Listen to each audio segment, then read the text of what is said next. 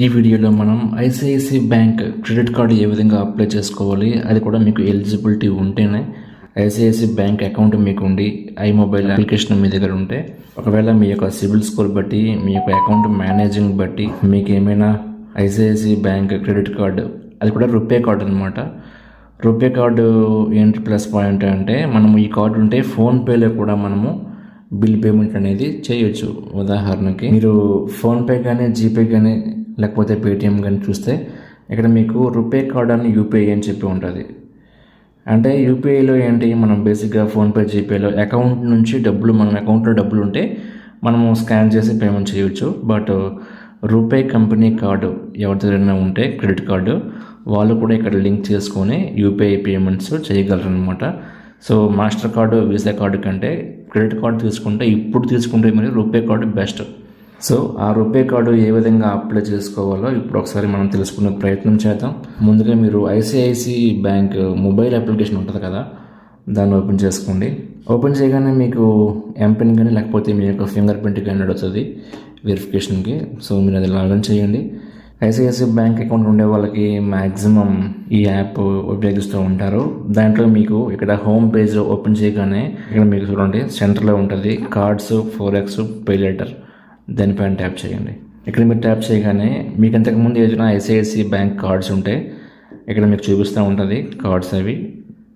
And దాని కిందే మీకు pre approved RuPay credit card అని చెప్పి ఉంది, విత్ యూపీఐ అని చెప్పి ఉంది.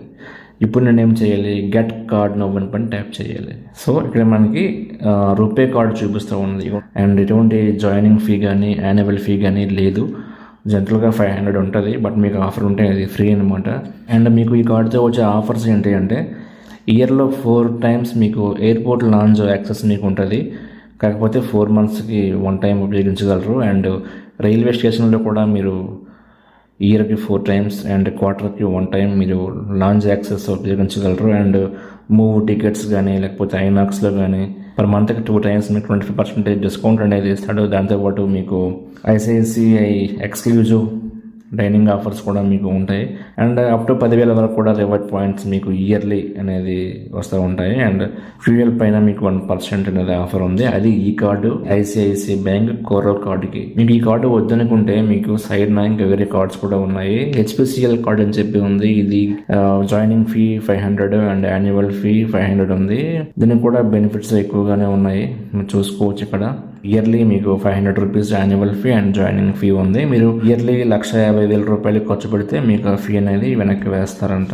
నెక్స్ట్ మీకు ఇంకో కార్డు ఉంది, రూబీ ఎక్స్ రూపే కార్డు అని చెప్పి ఉంది. ఇది కూడా మీకు జాయినింగ్ ఫీ 3,000 రూపాయలు అండ్ యాన్యువల్ ఫీ 2,000 రూపాయలు ఉంది. సో దీనికి కొంచెం ఎక్కువ బెనిఫిట్స్ ఉన్నాయన్నమాట. అండ్ 2 lakhs వరకు పర్సనల్ యాక్సిడెంట్ కవరేజ్ ఉంది. అండ్ ఎక్కువ రివార్డ్ పాయింట్స్, ఎక్కువ ఆఫర్స్ ఉన్నాయి. దీనికి ఏంటి అంటే ఇయర్లో మనకి 12 times కాంప్లిమెంటరీ యాక్సెస్ ఉన్నది ఎయిర్పోర్ట్కి అండ్ ట్రైన్కి.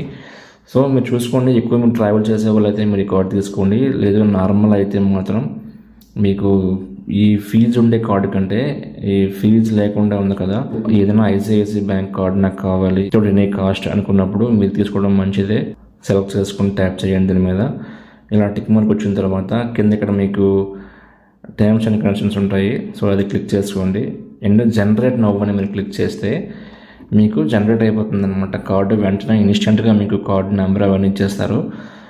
24 hours తర్వాత కార్డు అనేది యాక్టివేట్ అవుతుంది. బట్ ఇప్పుడు నేను ఆల్రెడీ జనరేట్ చేశాను కార్డు అనేది. ఇప్పుడు జనరేట్ నౌ క్లిక్ చేస్తే ఇక్కడ చూడండి నాకు చూపిస్తూ ఉంది.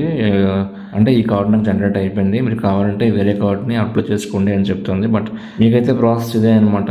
ఇంకా ఏమైనా డౌట్స్ ఉంటే కింద కామెంట్ చేయండి. Thank you very much.